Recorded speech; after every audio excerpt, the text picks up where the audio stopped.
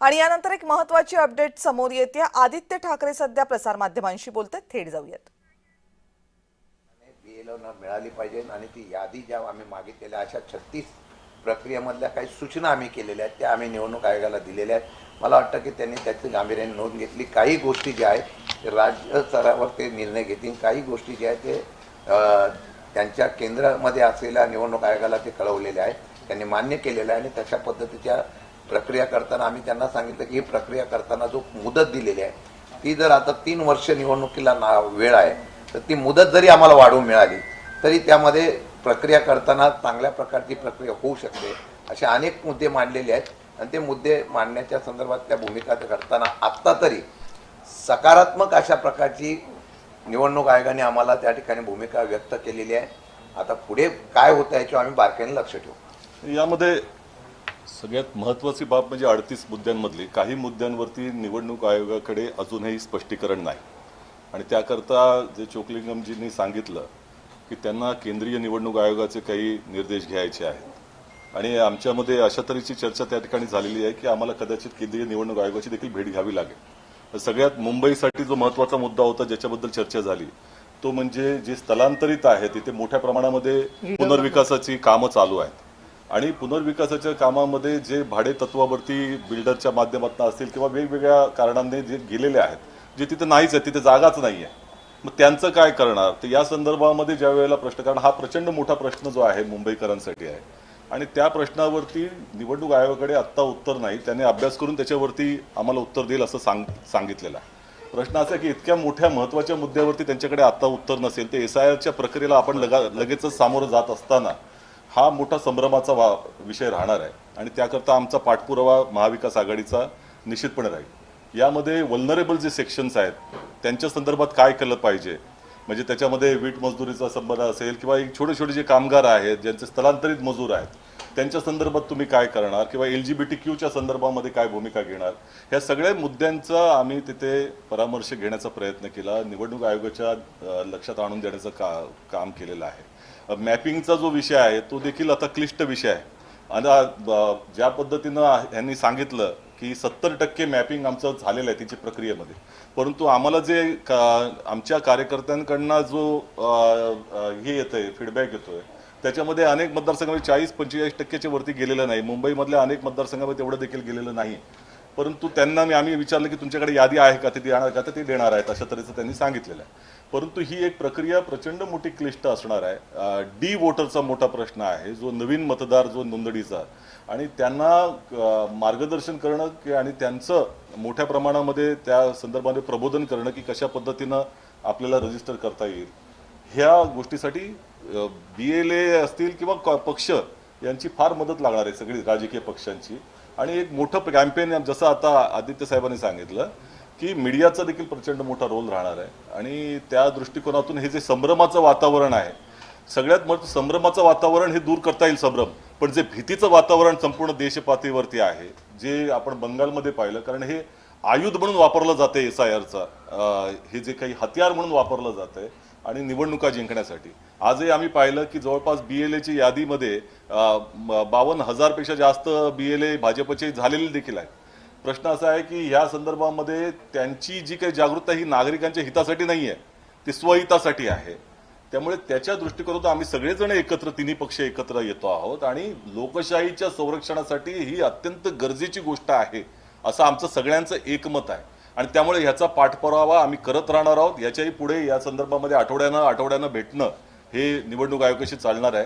ही प्रक्रिया अत्यंत जनतेच्या खऱ्या अर्थानं महत्त्वाची आहे आणि राजकीय पक्षांच्या आणि विरोधी पक्ष म्हणून लोकशाहीच्या अस्तित्वाची आहे आणि त्यासाठी आम्ही सगळ्यांचे एकमत आणि एकदिलाने प्रयत्न आहेत। सर्वात एक महत्त्वाचा मुद्दा आम्ही सगळ्यांनी मांडलेला आहे की BLO म्हणून जे काही कर्मचारी नियुक्त केलेले आहेत त्या कर्मचाऱ्यांचा मागचा अनुभव बघता विधानसभेच्या वेळेचा त्या कर्मचाऱ्यांच्यावर राजकीय कुठल्याही प्रकारचा दबाव किंवा राजकीय त्याचा दबावाचा वापर करून त्यांचं निपक्षपणाने काम करण्याच्या बाबतीमध्ये अडचण होऊ नये, त्यासाठी जर एखाद्या ठिकाणी अशा प्रकारची जाणीवपूर्वक नावं वगळली गेली किंवा राजकीय हस्तक्षेपातून काम केलं गेलं ते निदर्शनास आणून दिल्यानंतर त्याच्यावर निवडणूक आयोगाने कारवाई करावी अशा प्रकारची आम्ही मागणी केलेली आहे.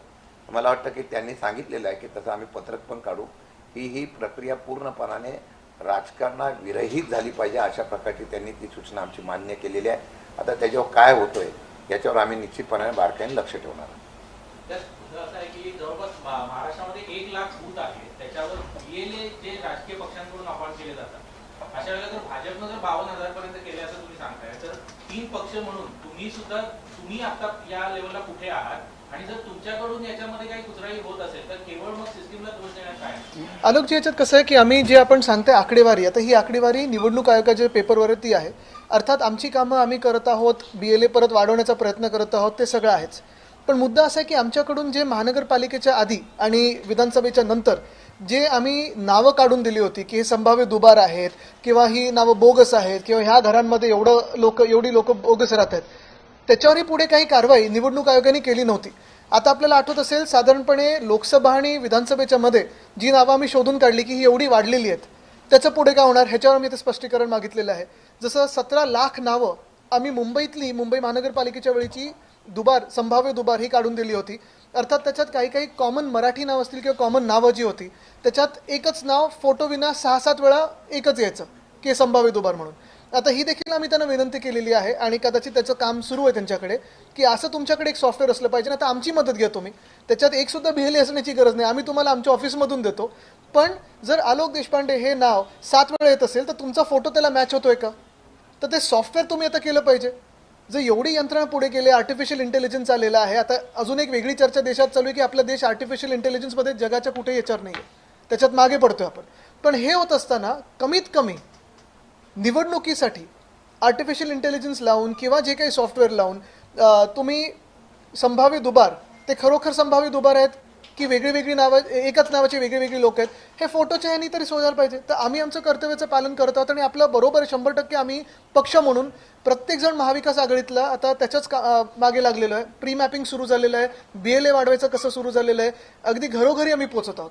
आपल्याला आठवत असेल महानगरपालिकेच्या आधी पण शिवसेना उद्धव बाळासाहेब ठाकरे पक्षांनी आम्ही कुठे तेव्हा त्याचं हे नव्हतं केलं कुठे प्रेसमध्ये वगैरे, पण शाखेत जाऊन आम्ही घर टू घर मॅपिंग केलं होतं आणि बोगस मतदार काढले होते.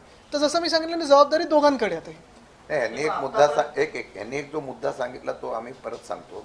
आम्ही ही मागणी केलेली आहे, तुम्ही त्याचं सांगितल्याप्रमाणे. पण काय होतं, एकाच नावाचे बऱ्याच व्यक्ती असल्यामुळे ते दाखवण्यासाठी अडचण होते. पण आता त्यांनी, मला वाटतं केंद्र निवडणूक आयोगाला त्यांनी कळवलेलं आहे की त्यांनी एक सॉफ्टवेअर मंजुरीला पाठवलेलं आहे, त्यात फोटो असेल, त्या फोटोवरून दुबार नावं काढण्याच्या संदर्भातून त्यांना योग्य होईल. नाही, आता काही राज्यांचा निकाल पाहिला तर आतापर्यंत 70% पर्यंत प्री मॅपिंग झालंय असं त्यांच्याकडून सांगितलं जातं. आतापर्यंत झालेलं क्लिअर असेल असं वाटतं तुम्हाला, काय त्याबद्दल मग डाऊट?